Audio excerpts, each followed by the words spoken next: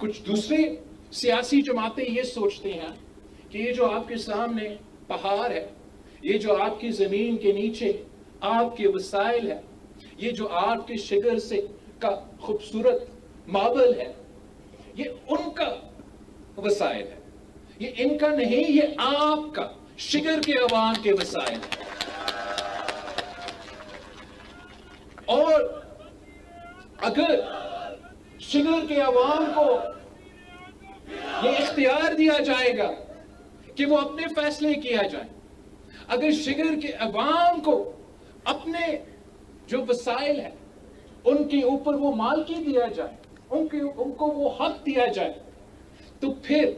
اس میں آپ کا معاشی فائدہ ہوگا، آپ کو معاشی خود مختاری ملے گا، آپ معاشی طور پہ مضبوط ہوں گے۔ اور اگر شگر کے عوام معاشی طور پہ ترقی کریں گے، اگر گلگت بلتستان کے عوام معاشی طور پہ ترقی کریں گے، تو میں لکھ کے دے سکتا ہوں کہ اسلام آباد بھی ترقی کرے گا۔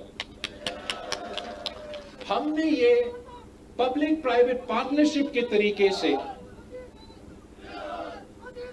یہ صوبہ سندھ میں یہ کام کر کے دکھایا ہے۔ صوبہ سندھ کے ریگستان میں کوئلہ موجود ہے، وہ کہتے ہیں کہ سندھ کا کوئلہ اتنا ہے جتنا سعودی عربیہ کے پاس تیل ہے اتنا سندھ کے پاس کوئلہ ہے، مگر اس لیے کہ اسلام آباد والے سمجھتے ہیں کہ ہر چیز ان کا ہے۔ 90 کے دہائی سے جدوجہد کرتے آ رہی تھی شہید محترمہ بے نظیر بھٹو کہ یہ تھر کا کوئلہ سے ہم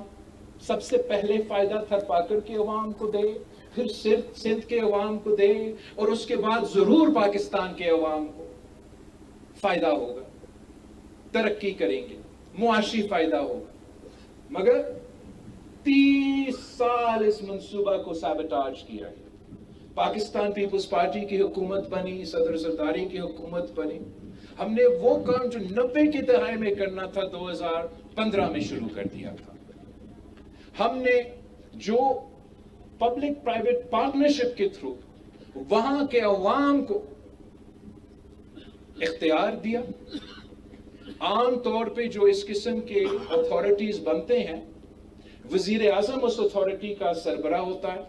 یا کوئی وفاقی وزیر کا ذمہ داری بنتا ہے کہ وہ سربراہ بنے۔ یہ تھر کول ایک واحد ایگزامپل ہے جہاں صوبہ کا وزیر اعلیٰ اس اتھارٹی کا چیئر کرتا ہے، سرپرستی کرتا ہے، اور اس اتھارٹی میں 7 وفاقی وزیر بیٹھتا ہے۔ اور اس کی وجہ سے جو ہم نے حق ملکیت دیا ہے تھر پاکر کی عوام کو، اس کی وجہ سے پبلک پرائیویٹ پارٹنرشپ میں ہمارا تھر کول کی منصوبہ آج کامیاب ہے۔ سب سے پہلا میگا واٹ جو تھر کول سے ہم نے شروع کروایا، وہ میگا واٹ ہم نے فیصل آباد کے کیبلز کے تھرو پہنچائے، تو پورا پاکستان کا فائدہ ہوا۔ پہلے تھر پاکر کے عوام، پھر سندھ کے عوام، اور آخر پورا پاکستان کو سب سے کم قیمت جو بجلی ملتا ہے وہ وہاں سے